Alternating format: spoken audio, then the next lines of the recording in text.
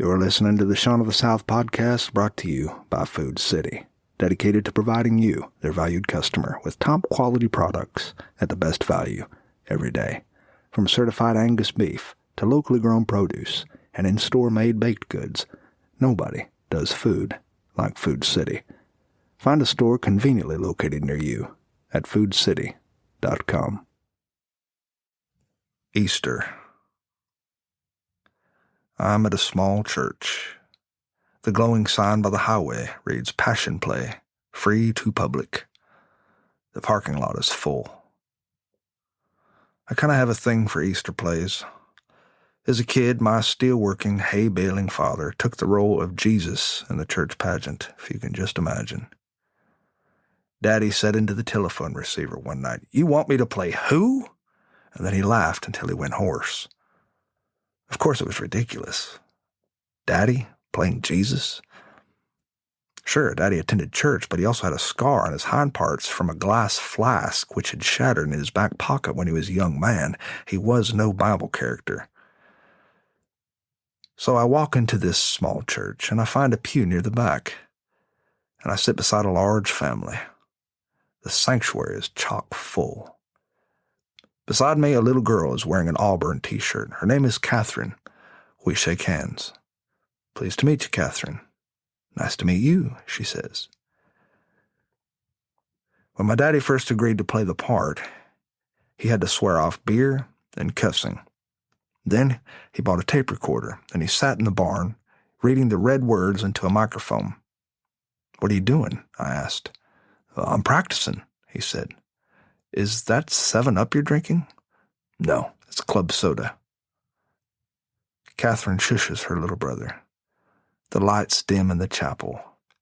Piano music. Actors take the stage dressed in bed sheets. They're salt-of-the-earth folks with Alabama accents and Birkenstocks. The night of Daddy's first performance, he was a nervous wreck. His hands shook while he drove to church.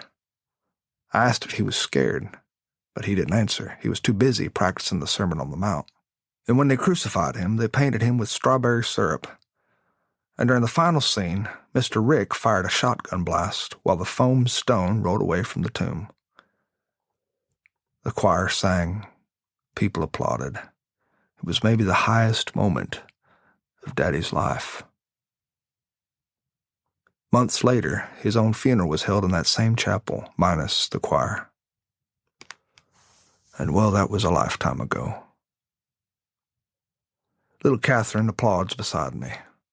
The lights come up in the little sanctuary, and the passion play is over, and I wave goodbye to my new friend, and I slip out the back. A teenage boy follows me out to my truck. He wears a necktie. He's maybe 16, and he asks if I have a minute to talk about my eternal salvation. "No thanks," I say. "Sir, wait!" He's jogging after me. He knows I'm a visitor, and he also thinks he knows where I go when I die. So he hands me a flyer. I'm waving him off. I'm saying, no thanks, son." But he's unfazed. Then he asks if he can pray for me before I go. To tell you the truth, I feel sorry for the kid. He's only doing what they tell him to do. So I ask him to make it quick, because I have a long drive ahead of me. He places a trembling hand on my shoulder and bows his head, but he doesn't say anything. He stands silent, eyes closed, listening to the crickets. He says, "I can't remember what I'm supposed to say next." So we shake hands. And he says, "But I know that God loves you, sir." Well, I never meant to start crying like that. You missed another fine Easter, Daddy.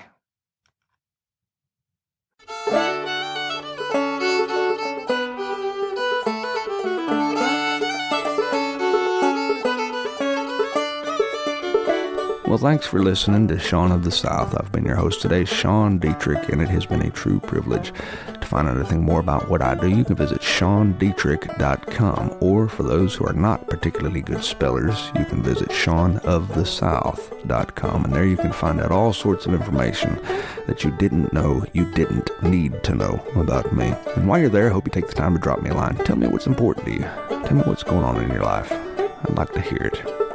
And in case anyone hadn't told you today already, I love you. Now go say that to somebody else. Have a great day.